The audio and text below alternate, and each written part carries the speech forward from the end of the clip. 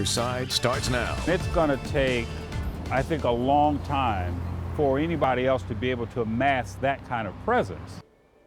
Irreplaceable. Marian Spencer has died. She was 99 years old. Spencer might be best known for leading the fight to integrate Coney Island. Not on Your Sides. Tamika Artist has more on that story in just a moment. But first, Spencer's tenacity has inspired generations of Cincinnati leaders. Hello, I'm Kristen Hartman. And I'm Craig McKee. Thank you so much for joining us tonight. Marian Spencer held many firsts for the city. Evan Millward shows us how that's influenced who we vote for, how they vote, and why.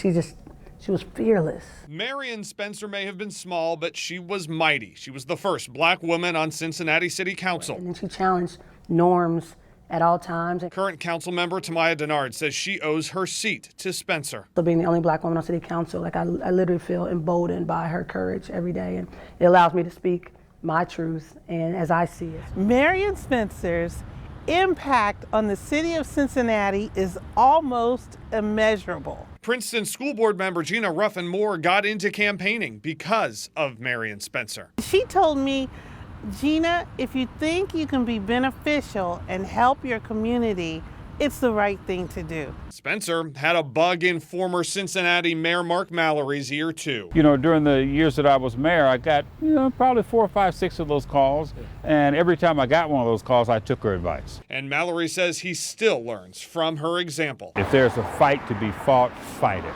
You can't sit back and expect someone else to take on this fight. You have to be willing to do it yourself. Municipal Court Judge Ted Berry, she called me Puddin', has always had Marian Spencer in his life. Their friendship spans back almost 100 years. In fact, his parents rented Marian and Donald Spencer their first apartment as husband and wife. He visited her days ago. Prayed over her and I thanked her, and I told her, you've stayed the course and you finished the race. I'm Evan Millward. And Donald is watching and waiting for you in heavenly eternity. 9 on Your Side.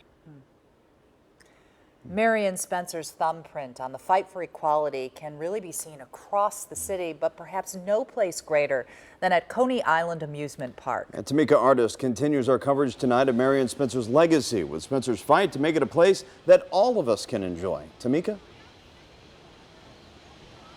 As we've been talking about, Marian Spencer was a pioneer of change, always fighting for what was right. And because of her activism, Coney Island looks much different today than it did back in the 1950s.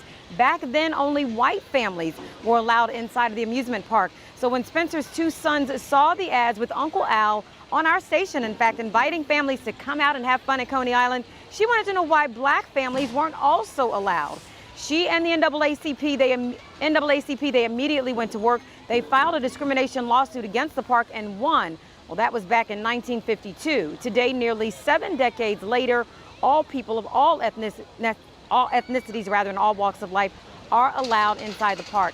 Former NAACP President Paul Booth had the pleasure of knowing Mrs. Spencer for 30 years and says that she was a woman well ahead of her time, small in stature, but mighty in all that she was able to accomplish.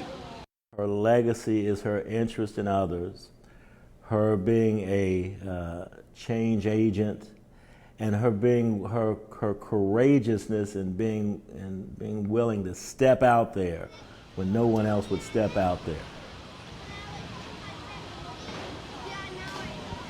All right, well, coming up in my report at 6 o'clock, we're going to hear from a local historian, still hoping to find out more about Marian Spencer and how she helped open the doors here at Coney Island. We'll tell you a little bit about how you might be able to help keep her legacy alive for generations to come. All that in my live report, coming up at 6.